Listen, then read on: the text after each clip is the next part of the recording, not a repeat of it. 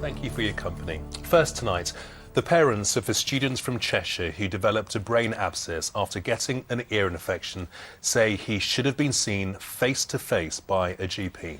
David Nash died in November last year. He was studying in Leeds when he fell ill and had 4 remote consultations with a surgery in the city over 19 days. His family believed there were problems beyond that with NHS 111 and David's hospital care. They hope an inquest next year will give them answers. Our correspondent Rob Smith reports. David Nash's grieving family will never hear him play in person again. They wish his GP surgery had seen him in person over the near 3 weeks he was ill. The student from Nantwich had 4 remote consultations with a surgery while away at uni in Leeds in October and November last year. He had an ear infection followed by a brain abscess and meningitis. He died in hospital. He was very good and he used to practice. He was. David's parents now have mementos instead of music. They also have questions about his treatment. They told me they believe their son needed a face-to-face appointment. A young man ringing up 4 times in how many days? 19 days. A young man who's normally fit and well. Would that not ring an alarm bell with somebody? He told the clinicians and they just didn't even see him. And they didn't even do a FaceTime. What's your first thought? Calls by David and his partner to NHS 111 after those 19 days put his case down as a dental problem. But he was feverish, vomiting, confused and drowsy. An operator called an ambulance. David eventually collapsed in A&E. His family worry about his overall care. I just don't know. I don't know how unlucky he was, or whether there's something more systemically wrong. Obviously, we're his mother and father. We're going to be very upset, but we're upset for his loss. Yeah, he really was an extrovert.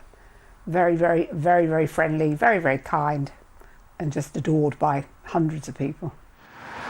We asked the Leeds Teaching Hospitals NHS Trust, the city's Burley Park Medical Centre and Yorkshire Ambulance Service, who run 111 in the area, for a response. Each expressed their sympathies and condolences for David's family. All said they couldn't comment further ahead of an inquest expected next April. Rob Smith, ITV News. Next tonight, a student occupational therapist who almost died from COVID says her experience shows the importance of young people getting vaccinated. Yeah, Daniela Taylor was twice put in an induced coma by doctors at Preston Royal Infirmary who feared she would not survive. She still suffers breathlessness, post-traumatic stress disorder and reduced mobility, and is warning others to do all they can to protect themselves from the virus. Andrew Fletcher has this report. I want you to just turn your head from side to side, but keep focusing on that breathing. She's learning how to breathe. A physiotherapy session, part of Daniela Taylor's treatment for long COVID, back at the hospital where this time last year she spent 3 weeks critically ill. Not only is it the long COVID breathlessness, but it's also because of the complications. So that's what I come here for, to help me breathe again. So starting off breathing through my nose, because I breathe through my mouth. You know, I become so short of breath. When you're standing, I want you to just gently start to walk on the spot. Daniela contracted COVID in October last year, before vaccinations were available. She was 25 and in good health. Her condition rapidly deteriorated. Doctors twice put her on a ventilator in an induced coma. She knew she might not survive and sent goodbye messages to friends and family. I knew I had to say goodbye, because what if I hadn't woke up and I never got to tell the people I love them that I do. So it was I think it's something that will always stay with me. I think having to say to your loved ones goodbye, it's something no one should have to go through until very later on in life. You know, some of them accepted that I wasn't going to make it and that they'd have to live the life without me, which does upset me. I just think they had to go through them 3 weeks not knowing. Her life was saved but dramatically changed. The effects of long COVID and trauma from her treatment have left her needing care at home and unable to walk more than a few paces. I think it's really hard to understand how a disability can impact on you until you've been in that situation, and that's what COVID's done. I'm classed as disabled now because my mobility is so poor, and it's really tough, even a year on. The COVID ward where Daniela was treated is much quieter now. Only 27 patients are currently being treated for COVID at Preston Royal Infirmary, 3 of them in intensive care. But there's concern that the new variant may bring renewed pressure on hospitals. Omicron's on the way and variants will be on the way. So trying to minimise impact is really important, because we have to get people like Danielle the right level of care that she deserves and needs. We've got backlogs of patients needing to see us, who've got severe disease. And to restore that, we have to be able to focus on the non-COVID patients. And doctors say the best way to do that is for as many people as possible to take up the vaccine, something Daniela wishes she'd had the chance to do before she was infected. I have a lot of people say to me, I'm young, I won't get COVID that bad, it'll just be like a cold. And it's like, well, you've watched me go through that. I didn't just have a cold with it, I was critically ill. So you know the vaccine, you've got to trust it. It's there for a reason and it's there to protect, and you just don't want to go through what I went through, because I'm suffering physically and mentally as a result. As she continues on her long road to recovery, Daniela hopes others will learn from her experience and get vaccinated against COVID. Andrew Fletcher, ITV News in Preston. Yeah, wishing Daniela a speedy recovery. On to more of the day's news now. And a man who went on the run for 16 years after taking part in the torture and murder of her dad in Cheshire has been jailed for a minimum of 24 years. Brian Waters was killed at a cannabis farm in Tabley near Knutsford in 2003. The attack happened in front of his family. Christopher Guest Moore is the 4th and final member of the gang who killed him to be convicted. The court heard the killing was carried out because of a drugs debt. A full review has been launched into support given to local communities if they lose power following a storm. It comes after around 100,000 people lost power in the aftermath of Storm Arwen 2 weeks ago. Electricity North West says it wants to work with local communities to understand their needs to help reduce the impact of future extreme events. An indoor entertainment complex in Chorley says it has seen more than £7,000 worth of Christmas bookings cancelled following the announcement of new COVID rules. Within 48 hours of Boris Johnson's press conference on the new Omicron variant and Plan B restrictions in hospitality, businesses Escape Entertainment venues say they lost around 15% of their total bookings. The owner says it is partly due to the confusing rules. Within minutes of the briefing starting, we had received phone calls with cancellations in excess of £7,000 to date, and I'm sure that's going to continue, unfortunately, as we go into the rest of December. And it comes on the back of, a six-figure loss from last year because of all the COVID measures that were in place. And of course, as a business, we want to ensure we comply with the measurements that the government put in place. But it does become quite a challenge to ensure that we can now ensure our guests understand what's going on day by day.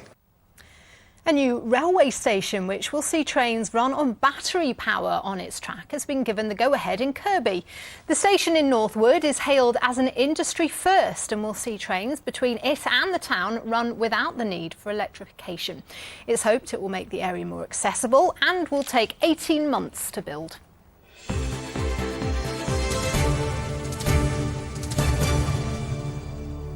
Well, next, it should obviously be the peak party season right now, and despite the worries over COVID, there'll be plenty of people going out tonight and over the coming days.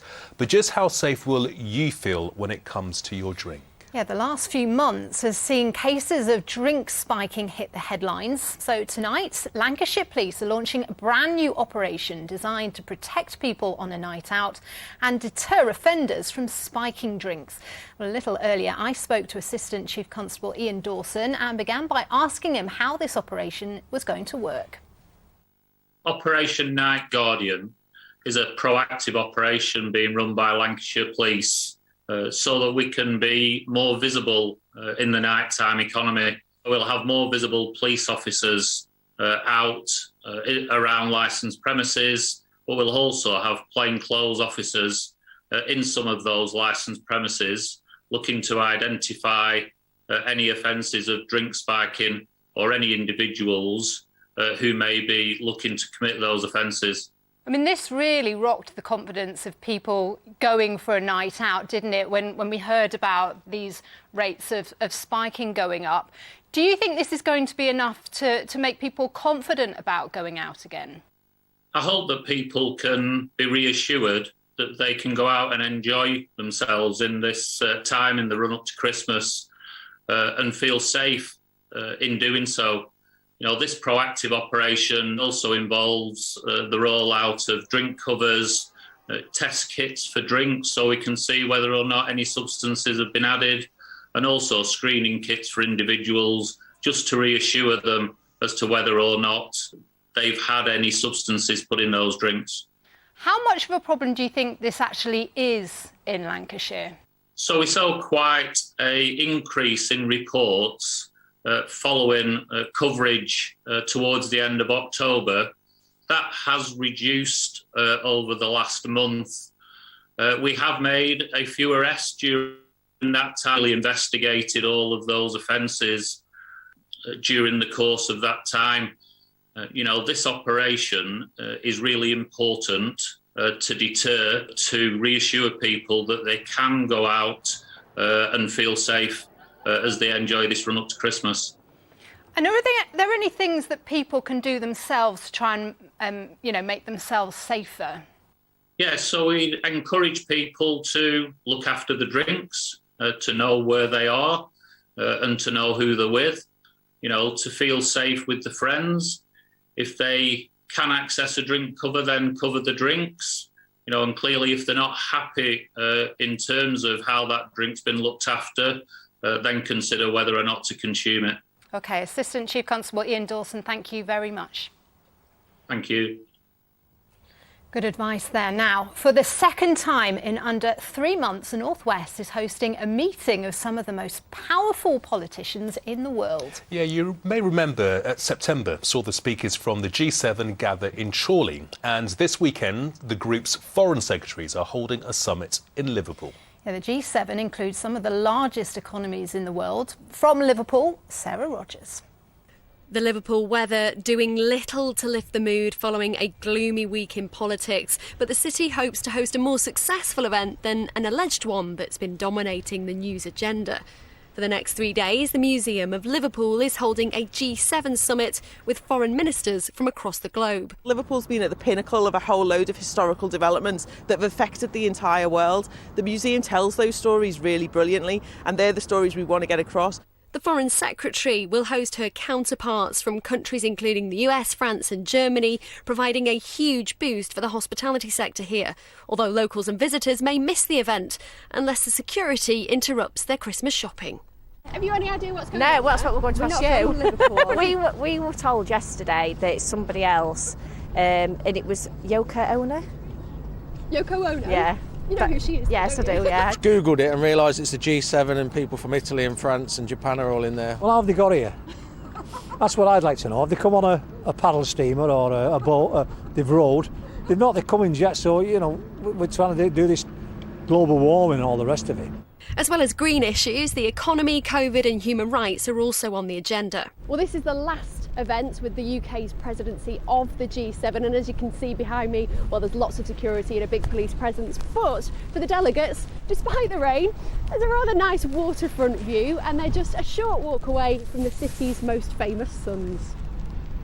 And as well as the sights, of course, foreign ministers will be getting a taste of the city too. Top Liverpool chef Paul Askew designed the menu, which is a secret, but there's got to be some scouse on there, surely. What I'm trying to do is use fantastic local producers. We want to put that on a plate using seasonal vegetables from Ormskirk, Maghull, so that people who are coming from around the world can go, wow, I need to come back to Liverpool. But there's one thing that the city's mayor really hopes delegates go home with. How everyone leaves Liverpool thinking that the people are wonderful, and I think you can visit lots of places, but what stands out is how you treat it. Chorley has already hosted. It was a chance to put them on the map. Is Liverpool already on the map?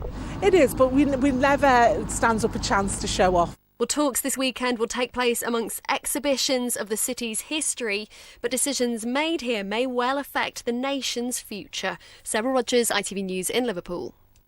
Yeah, some big political hitters arriving in Liverpool. But it would have also been good if Yoko Ono was making an appearance too. And a top secret menu. I wonder if Sarah knows what it is. Still to come tonight.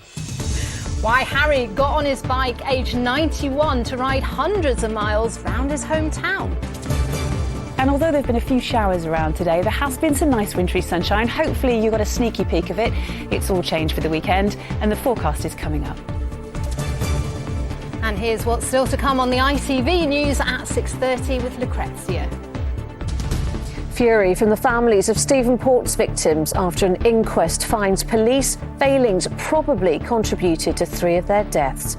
He murdered 4 young gay men. A jury found mistakes in the police investigation early on likely allowed him to kill again. The Downing Street Christmas party is cancelled as the Prime Minister's problems over last year's alleged gathering continue to pile up. And shake it off, but can she? Taylor Swift faces trial, accused of plagiarising the lyrics to her most famous song. Join me for those stories and more at 6:30. Now to the favourite part of my day. It is time to see who is behind door 10 on our Advent calendar of people who've been doing their bit for their community. Yeah, tonight it is the turn of Marie Savin-Bonsall from Netherton Park Neighbourhood Centre on Merseyside. Marie and the team distribute food hampers, give clothes to those in need and hold lots of community activities. She says they're still facing challenges brought by the pandemic, so supporting the local community has been more important than ever.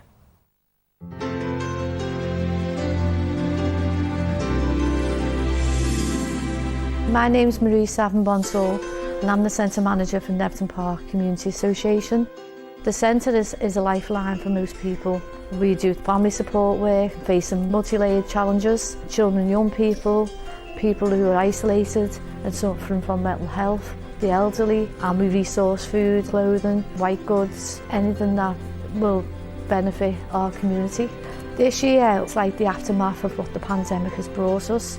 So we're facing lots of challenges in different ways.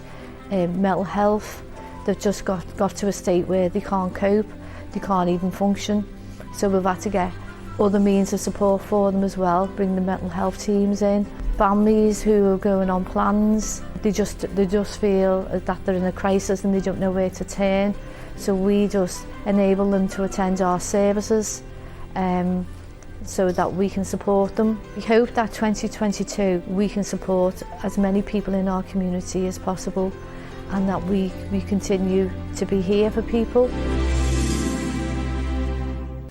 Now finally tonight, after 900 miles on a bike over 90 days at the age of 91, our congratulations tonight to Harry Kessler from Southport. Yeah, Harry completed his cycling challenge in his hometown today, raising thousands of pounds for the charity Guide Dogs. Our reporter Tim Scott was there to see him finish. Age 91, Harry Kessler puts most of us young'uns to shame because he's just completed a special cycling challenge that he set himself. 900 miles round his hometown of Southport in 90 days, raising money for Guide Dogs. I had a donation target, a fundraising target of £5,000, which has also been exceeded. So far, I've got 5,932. We know we've had some awful weather of late. Did you manage to get out? Did you have to go out in the bad weather or did you wangle it? I have accumulated a reserve of mileage, and on the really bad days when there's been storms and rain, I haven't been out. And the Guide Dog charity are thrilled and grateful for Harry's fundraising achievement. When I first heard about it, I actually got an email and it said 90 miles. And I thought, fabulous, 90 miles, a 90-year-old doing 90 miles. Wonderful. And when I got chatting to Harry and realised it was 900 miles, it just blew my mind. We just can't thank him enough. He's done so well for us. And obviously he's had a lot of press around it as well, which is great for us because it just builds everybody's awareness of guide dogs. I have heard so many stories of people who do have a guide dog, who have lost their sight, or most of their sight, who have been able to return to a life that is almost normal, and that I think is wonderful. Harry says he has no immediate plans for any more fundraising, but he will keep up with the cycling. He's hoping we can all follow his lead when we're in our 90s. Tim Scott, ITV News, Southport. Harry, that is incredible. Yeah. I can't believe 91. Puts us to shame. Harry, a very, very well done, sir. Yeah. Congratulations. Time for a look at the weather. Here's Joe. Now that is brew weather. And only boiling what she needs. United Utilities sponsors ITV Granada weather. Big up uses. Thank you. A very good evening to you. Welcome to the weekend. Hopefully you saw a little bit of wintry sunshine today, but there have been quite a few showers around. It's certainly all changed for the weekend. More cloud on both days, spells of rain on Saturday and again on Sunday, but temperatures are on the up. It's becoming milder through this weekend into next week. Low pressure abound though, and we have got fronts moving in. Tomorrow bringing a spell of blustery and wet weather to our part of the world. More to come on Sunday, and it remains changeable, unsettled but mild into next week as well. Now back to this evening, and we're still feeding in a few showers for a time, and then it becomes a little drier, and we could see one or two fog patches, a touch of frost for rural parts of Cumbria, Lancashire, Pennine areas tonight, with temperatures dipping to around freezing or just below. But as cloud builds from the west into the early hours of tomorrow and winds just change direction, temperatures will in fact rise. It's not going to be as cold, certainly, from tomorrow onwards. On to tomorrow, and the sun is up at 8:18, setting at 10 to 4. Tomorrow then, it might be dry where you are to start with, and there'll be some brightness for eastern areas, frosty too, but quite quickly it's clouding up from the west, and then that spell of rain moves into most parts of the Isle of Man and northwest England before lunchtime, tending to come perhaps more showery later on in the day, but blustery winds accompanying that rain for a time before they ease down tomorrow evening. 7 or 8 Celsius, it's picking up just a little bit, but I think it's Sunday when things will feel a good deal milder. Another damp, cloudy day on Sunday with spells of rain, but we're back up to double figures for Sunday afternoon. United Utilities sponsors ITV Granada weather. 2 sugars, please. Oh, lovely. Thanks, Joe. We're back slightly later this evening at just before 11 o'clock, but you can keep up to date by going to itv.com/Granada. On Monday, a special report on the pressures facing GP surgeries, plus a new cancer treatment centre for the North West. For now, though, thanks for watching. Take care. Bye-bye. Goodbye.